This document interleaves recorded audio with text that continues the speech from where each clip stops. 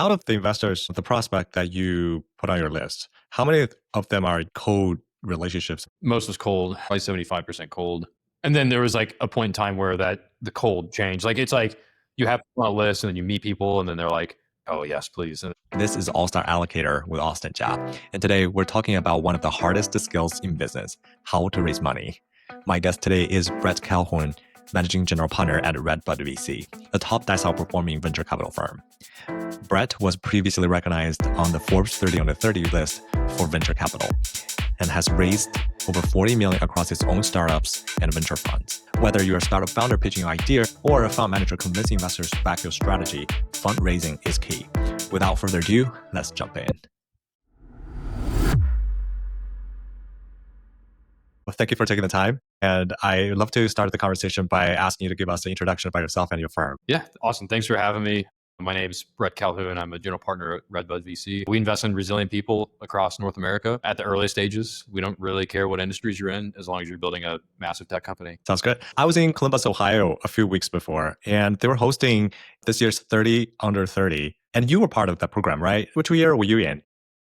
2024. I have not been to Oh, it's very recent. Yeah. Do you think it opens doors or you're not actively leveraging it? I think there's like some level of credibility there where it backs up your name. Okay. I mean, I don't typically lead a conversation that's like, oh, I'm Brett. Every time I go to the bar, I'm like, I get a Jack and Coke. And by the way, I'm Forbes 30. What's your thesis for Redbud? Yeah, I mean, it's literally we invest in people strengthened by struggle. And we do that we'll write a first check or join a pre-seed round. How we think about resilience or strengthened by struggle or whatever, analyzing that, like I think that's kind of a black box. But like if it's a multi-time founder, somebody who spent 10 years building a company and then they're back at it, it's like, okay, well, clearly there's a history of resilience. Now it's more of like, why are they still building companies and why do they still want to do it? And it's assessing that. And typically somebody has a good reason for it.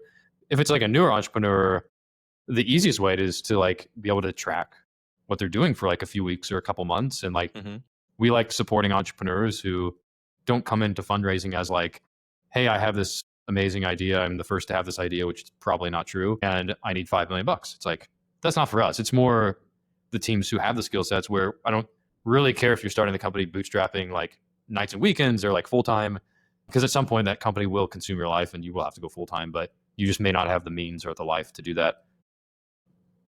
Where somebody they probably spent time in an industry, so they experience a problem, they have some unique insight. So to them, it's not really a risky company because they know something that most people don't know. But you still need to prove some of that. So it's like, I need to prove like we can build this. I need to prove that when there's a feedback loop that's starting to go on right there, that's when we like to come in and invest, where it's like, hey, I just need your money to pour fuel in the fire. I don't need your money because I need capital. It's like, yeah, there's this inflection point, and yeah, that's where we like to come in. What's the kind of you guys put in earlier checks, right? Like, what should the entrepreneur demonstrate the readiness for you guys to come in, say like, something is working? It's a bit of a balance, and it's different. Like if it's a multi-time founder and they're back at it, you don't really need to track the resilience. It's already proven. If it's a newer founder, then it becomes a little bit harder to analyze. Our goal is to try to meet people as early as possible where they're like, hey, I've only told my mother about this company. How do you know that I'm building something? Like that's where we're trying to come in. And then it's like you have a conversation and then you're able to kind of see like what's going to happen over the next few weeks. And most of the time when we meet people, they're not even ready to raise money. Like they're like, hey, let me, we can have a conversation, but like give me like 2 months or whatever. I love meeting those kinds of people. Obviously, we meet people in the middle of their fundraising journey. Maybe there's already a lead investor. But yeah, the signals are how we like to do diligence is hopefully, and we always have gaps in our network, but it's like, can I introduce you to a customer? And can you convert them or, can I get feedback? It's not always going to work out, but like that's how we like to spend the most time on our assessment beyond just the people, because the people are what matters the most. That's very unique, right? You're doing two things at one time. You're adding value to them by giving them a customer, but you also have the ability to observe that customer acquisition process and potentially even get the feedback from the customer about how they assess the product. That's very, very smart. Yeah, like we can't do that with every single company, but like we certainly try to. A good example is One Imaging. Like I just posted about them. They raised a big round. They're doing great. Alana's amazing. We didn't convert my partner's company Equipment Share right away. I think they're now customers.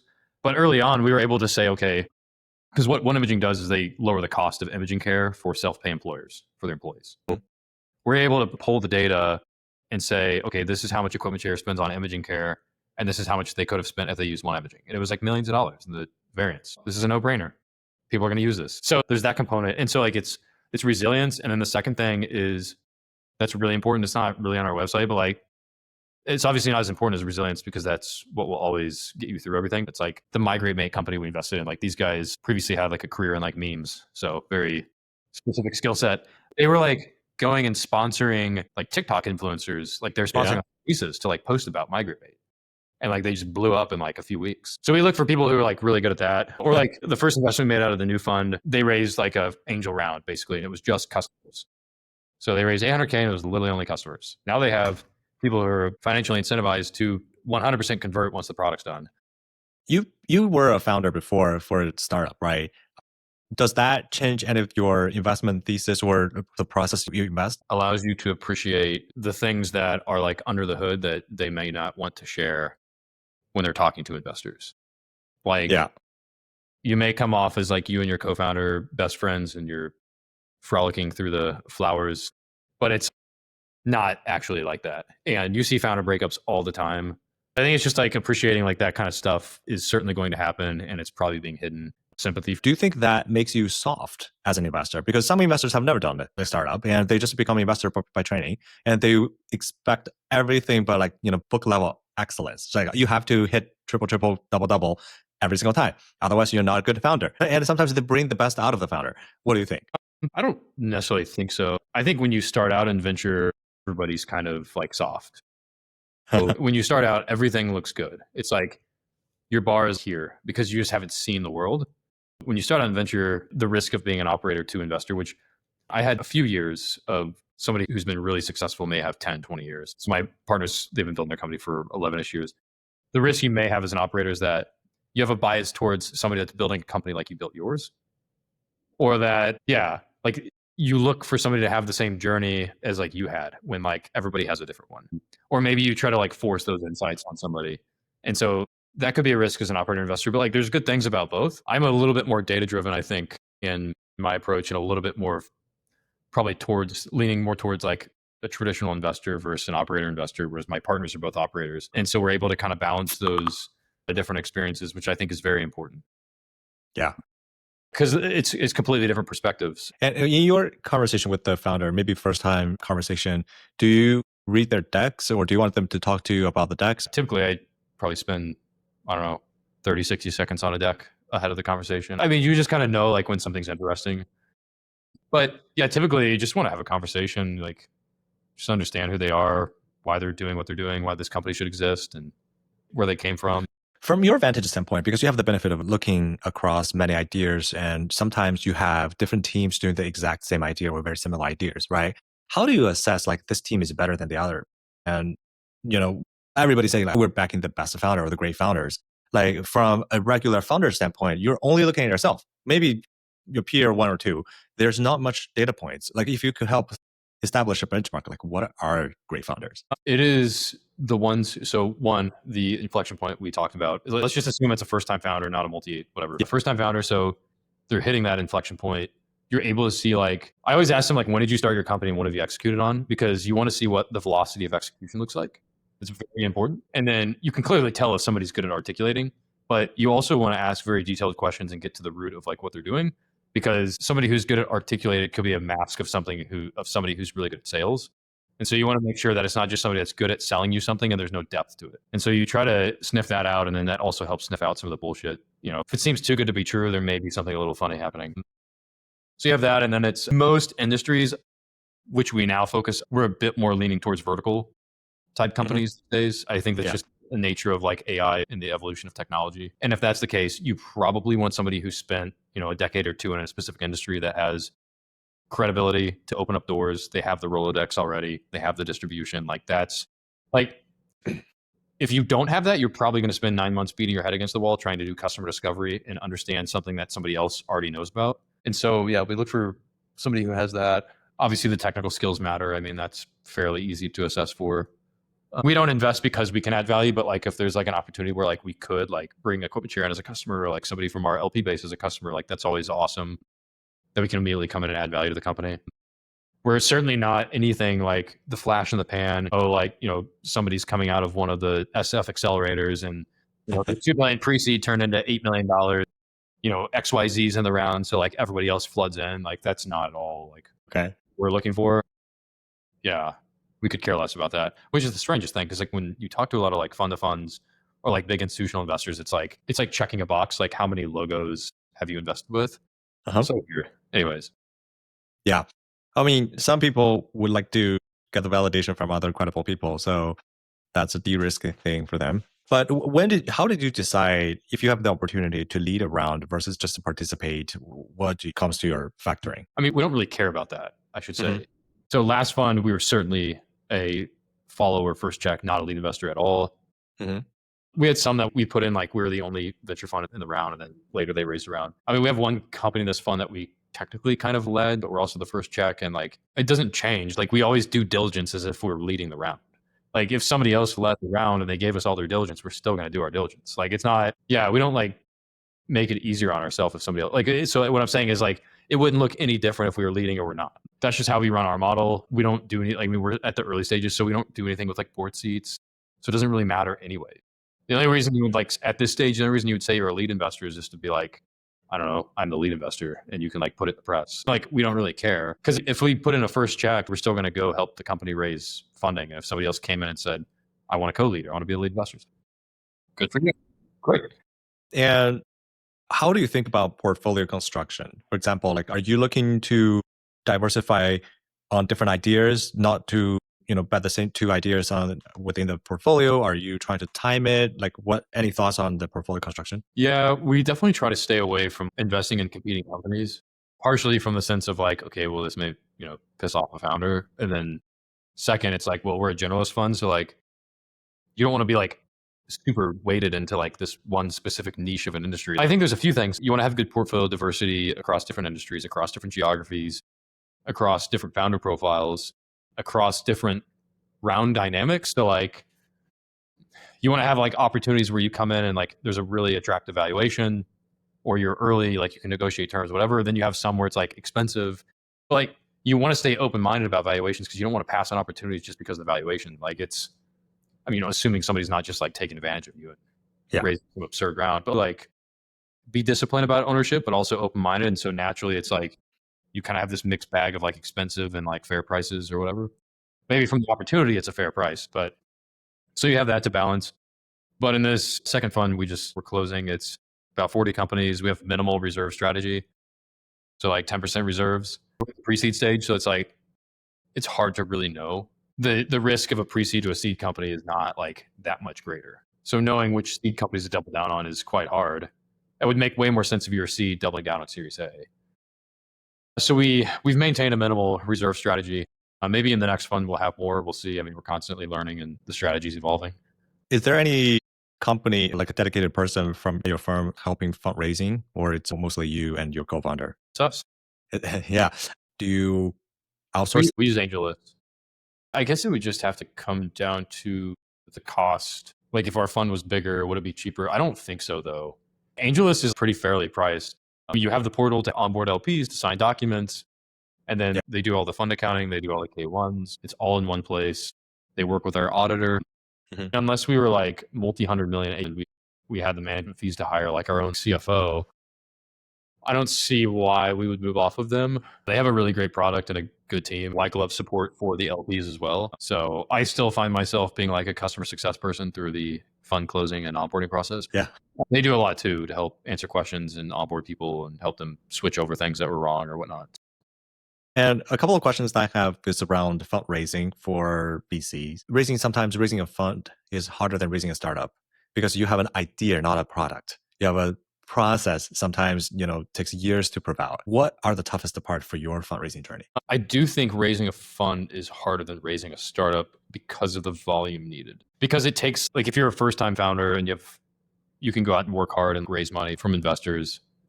With a fund, it's like very much ingrained in your track record, which takes years to prove. And to get to the point where you can get institutional checks like you can in venture capital for like a founder, like you're probably on like fund 3, 4, or 5, and like your AUM is like way higher because like if you're raising a $25 million fund like we just did, I mean, you'd have to have like a serious like relationship with like an institutional investor for them to come in on something like that. And like have to have more to do like the geography or something. Because like most of them, their check size is between like 10 and 50 million. So then it goes down to raising from fund of funds, family offices, or high net worth individuals. Mhm. Well, if you're raising 25 million, it's going to take a lot of high net worth individuals. So we've got about 55 LPs in our fund. But through prospecting, I was prospecting over 400 people. With a startup raise, like that's like you're going to have like 100 maybe.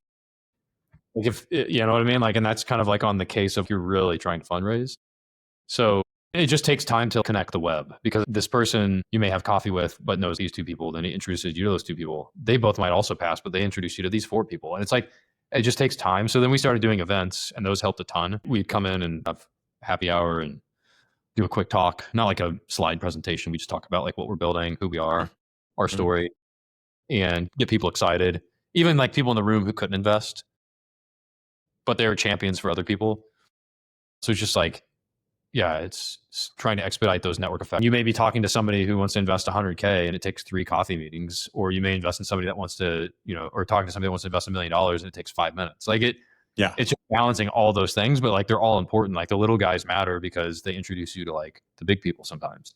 And so, yeah, it's so much different than raising for a startup, honestly. It's a lot different. We've had a very good, or we've had a quicker fundraising process than most fund managers have, Mhm. which is really exciting. And it's exciting to see the appetite in places like Missouri for investing in venture capital because it hasn't been like a hotspot before. Yeah. So there's a lot of things to unpack there. Let's start with the timeline, right? You said quicker. So when you were planning for fundraising, you probably have two things, two variables. One is the amount of money that I need and the timeline that I will complete the fundraising. If it goes faster, do you keep raising until you finish the time, or do you close the fund earlier and start deploying? Close the fund earlier for sure. Well, at least in our case, that's what we decided to do. So we started making the deck in December. I think we had it ready in like some point in January. And so I started having conversations and floating it to our current LP base like late January and started getting feedback and whatnot. Put together like our prospect list, started building that over time, which was really focusing on Missouri made it a bit easier because then it's not like you're trying to boil the ocean with investors. And it was very focused on like people who have built companies or involved in like large companies in Missouri. And then, I had my honeymoon in April and we had Missouri Startup Weekend in April. And the goal for the year was like to do a first close in the fall, like October, November, and do a final close in Q1. And the goal was to raise 20 million. And so we have surpassed those numbers in October this year. And we haven't announced any of this stuff yet, so I'm not going to talk about any of it. But we basically did one close and it was like in October.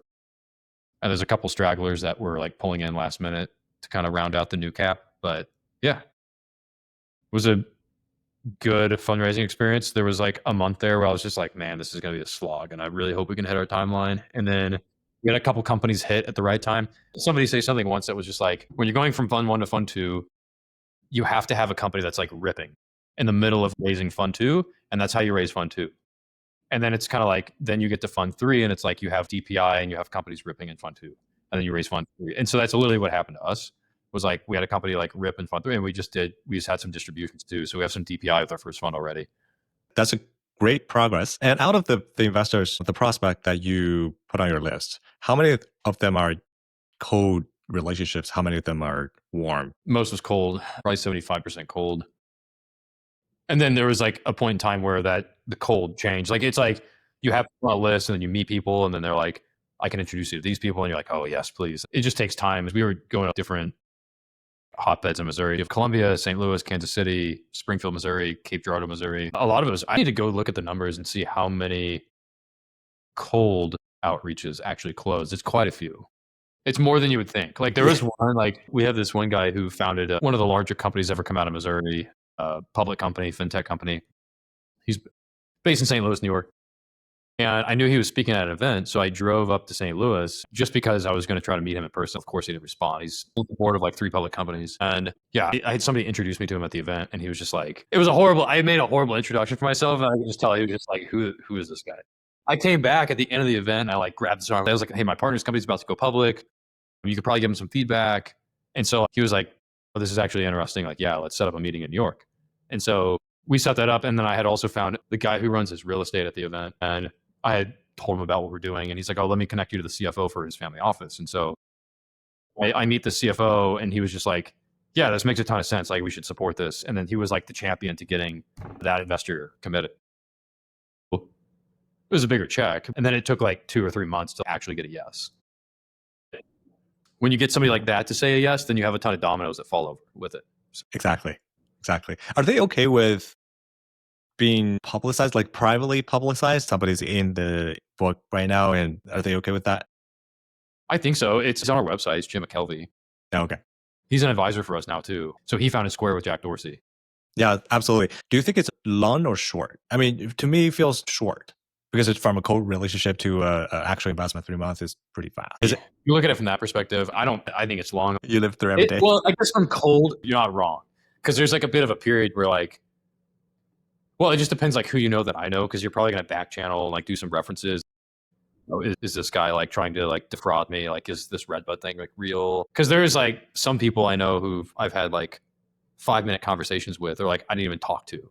So it just depends. And everybody has a different personality. Like they want to think about it. Maybe there's other incentives. You know what I mean? Everybody has a different process. And so like that's part of the like art of fundraising. I mean, it's sales. So you have to like understand like who you're selling to and like how you change the pitch and create scarcity.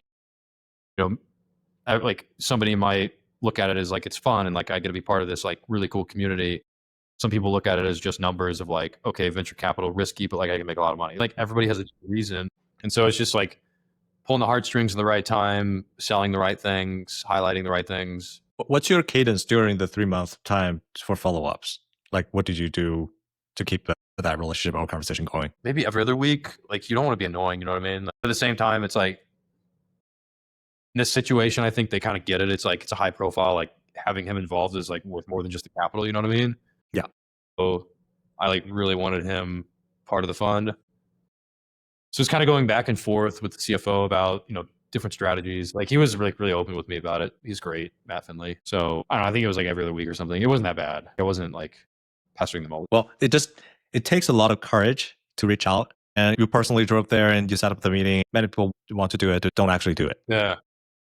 Yeah. Do you leverage any wealth channels, like a registered investment advisor or any kind of a multifamily offices? That's a good question. Not really. I've talked to them. We're just too small. And they market it to their investor base. Like you're going to have, like, you have to have like 10, 15, $20 million block of like opportunity for their people, as well as like, you know, track record. Like it's an institution. So like they have to have like some serious things to back up. Like this is why we're suggesting this. And we're, you know, our fund's only like 2.5 years old. So with that, I assume that you also didn't use any fundraising advisors. No. That is, I feel like that is like the cheesiest thing ever. It's just not authentic at all. It's like, yeah, if you got to hire a fundraising advisor to help you raise a fund, like why are you building a fund? It's like, oh yeah, I'm going to outsource my CEO job and then I'll come back. It's like, no. For some startups that they hire financial advisors to raise for them and they only join the meeting when it's all set up, that feels distant and you don't feel that you know how they interact. And that also speaks to how they handle their internal other work streams, a lot of delegation. So if you look at the market, like one thing that I noticed, you and I met when I was starting my little tech company, and we were very deep in the weeds doing AI agentic kind of software. We couldn't articulate the agentic word, but essentially that's what we're doing with the mortgage. Right now, I think YC has published a new thesis saying if you are building something like vertical AI software or solutions, it's better to be both doing the software layer and the actual profession layer. Meaning, if you are doing for lawyers, it's better for you to even just to start the law firm itself, and you're just going to outcompete your competitors. That way, you get more moat. What do you think about that? I think it depends on the industry and the outcome that you're looking for. I know there's this whole trend now for like AI roll-ups, or like buy the business, rip out the stuff, build AI, open up new ones. It's like the issue there is like you're going to be judged based upon that company, not necessarily based upon the tech company. Maybe it's a 4 times revenue and 8 times, 12 times EBITDA or whatever it is. It's like, well, you're not going to get, or it's probably like 2 or 3 times revenue. You're not going to get like a 8x to 12x or whatever it is, 20x multiple like a software company does. And so you have that problem where it's like, this is how big that has to be to get to that. And then you have the problem of like, if you're building the service company, then it's not like the tech problem becomes easy. Then it becomes like a people problem. So then you have to be really good at hiring humans and like these like minimum labor hour type like positions. It's like such a different company to build. So I don't know. I don't think that's for like everybody. I question that. I'm not saying I'm like bearish or bullish on it. I'm just kind of neutral. And I haven't, yeah, it's a bit tough. It really is. Yeah, it feels like the open doors in the world where you have an operational layer and a tech layer.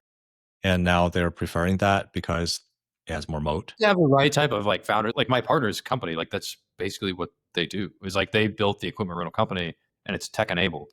Like, yeah, I mean, they came from the construction space. They have a different level of like resilience than anybody I've ever seen. Like they didn't go to high school or college and had like this crazy like upbringing. It works for some industries and it doesn't for others. Like, yeah. If you're chasing an industry with saying, I'm going to apply AI to this, and you're trying to find like an old school industry, you're probably going to fail. It should be more like authentic versus like chasing like something to apply AI to, I feel like. Like there needs to be some like emotional level or something to it. Very interesting point. Yes, I think what you said, if there's an emotional point, it helps the founder go through the resilience part, right? However, there are some infrastructure softwares. So let's say database, let's say, or some other, API thing. How does people feel emotional about that? That is But true. big companies come out of that. That is true. No, that's a good point. I was on with like a founder who built a unicorn company before. They're not the CEO anymore. Yeah, and they're like, I actually hate this company. I get enjoyment out of like just generally like building a good product and building a big company. And it was like, that's such a weird like incentive to do. Like, I want to build a machine. I don't know what the machine you does. know, you have a lot of what I've seen in the market is a lot of people who did not come from a specific industry, and then they're like, oh, I'm going to go do research on that. They're like, oh, I can apply AI to this, and they start the company. It's like, I don't know. When you are investing or evaluating an idea, do you ask the competition questions? Like, who are your competitors? Or what are you trying to disrupt? And what answers do you trying to get? Well, mostly everybody has competitors. They don't have competitors. It's probably That's a problem itself. They don't have competitors. It's like, why has nobody built this before? Unless it's like some technical thing that hasn't been solved for. But yeah, it's mostly getting to like, why should your company exist if these companies still exist?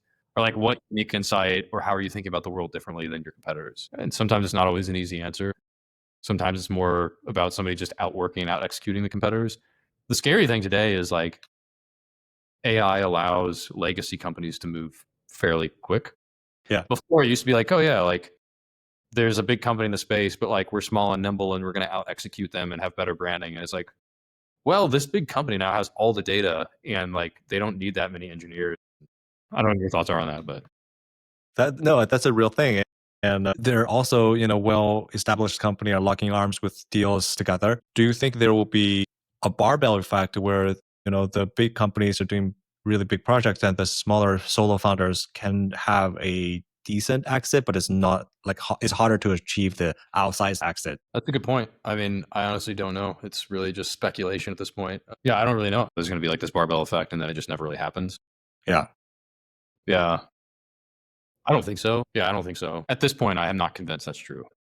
Well, I guess so what kind of opportunities are you looking at right now? We're looking at, I'll just talk about some of the companies we're talking to at the moment because there's no like particular, it's not like we're like planting a bunch of, like we're doing all these field studies and then we're planting seeds and we're like, we're going to find a company doing X, Y, Z because if we're doing research and we've identified an opportunity, we're probably already too late. So there's one that's doing RCM automation for like ambulatory surgery centers.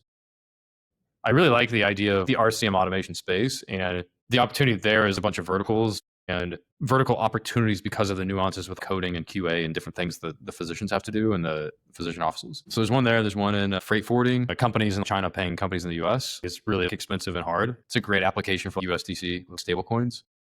Each one of these companies we're talking to, on the surface, what we've noticed is the entrepreneurs are extremely resilient, and then they both have access to pretty awesome distribution. So there's those that's like supporting like physician clinics or cash pay clinics that are focused on like longevity and they're like prescribing like peptides and stuff. That's like an interesting space that's like ramping up that doesn't have like an ERP for like a pharmacy type ERP for the physician. That's interesting. We just talked to one that's doing robotics for upholstery for like furniture. Huh? Like robotic arms. Like it's like crazy what like the chips and the software can do today. And like robotics is like, there's going to be a ton of opportunity in robotics. That company's interesting. There's one that's doing something with like AI agents for like accounts payable, accounts receivable, which is an annoying problem that like every company faces. Yep. Okay. Sounds good. Anything that comes to your mind and quick answers would be good. So what is the what is the one startup pitch mistake that you see way too often? I would say someone revealing their cards in terms of like, I want to raise $5 million today. I have $0 committed and I want it for 20% of the company or whatever it is. To always let that be kind of like an authentic, I don't know, like I'd always go into the situation as like, I'm thinking about raising, I would like feedback. Like if you haven't gotten any commitments yet, okay? Like you never want to go into it thinking like, I'm planting my flag down and I'm raising funding right now. Like that is the biggest mistake that you make because then there's zero pressure on the investor to move fast or push it along to the rest of their team and due diligence. Great insight. Overrated. One trait. Pedigree. You go. Pedigree, yeah, I would say pedigree. Like nobody cares where you came from or what logo you're tied to. It's all about executing and resilience and scrappiness and being resourceful and being able to open up the doors yourself. Sure, there's like some edge with pedigree that it makes it easier for you and you're going to have doors open for yourself. But at the same time, it's like if that was always there, that definitely doesn't help you. I mean, the people who have to start from the bottom would get from the top. Well, I have two more questions. The other one is, what is the non-work obsession right now? What are you doing? Non-work obsession? Gosh, I'm so lame. Well, actually, I should say my new obsession is because we just moved into a new house is like now becoming a homeowner and doing things that make me feel really boring. Yeah. Trimming the bushes or blowing leaves or trying to hang stuff into brick walls. That's been interesting. Using a hammer drill and getting like a TV mounted on like the outdoor like brick side of the house. Yeah. Power washing the driveway. That's my enemy. That's terrible. Funny. Yeah. This is a question that matters to me. How do you spend your time during your flight? Oh, I'm always working. Emails, reviewing decks, working on our quarterly updates. It's always working on flights. I have taken some virtual calls on flights, actually. Does it work? I can't remember if I could. I don't think I could have my video on, but like I could join. Well, it depends on whose Wi-Fi you're using. I have taken some like Google Meet meetings on. I try to read, but like the issue, I used to read all the time. I love reading books. They're great for retaining knowledge and taking somebody else's story and what they've learned. But I get so like unfocused when I'm reading because like at this point I feel like maybe a book has 30 chapters and it's like one is like valuable for you. Yeah. It takes so long to hit the point where it's like, oh, this really resonates. And like, whereas like I could be spending, 2 hours on a flight, like working, getting stuff done. The ROI is higher working. Thank you so much. I really enjoyed the conversation. Fun stuff, man. Thank you.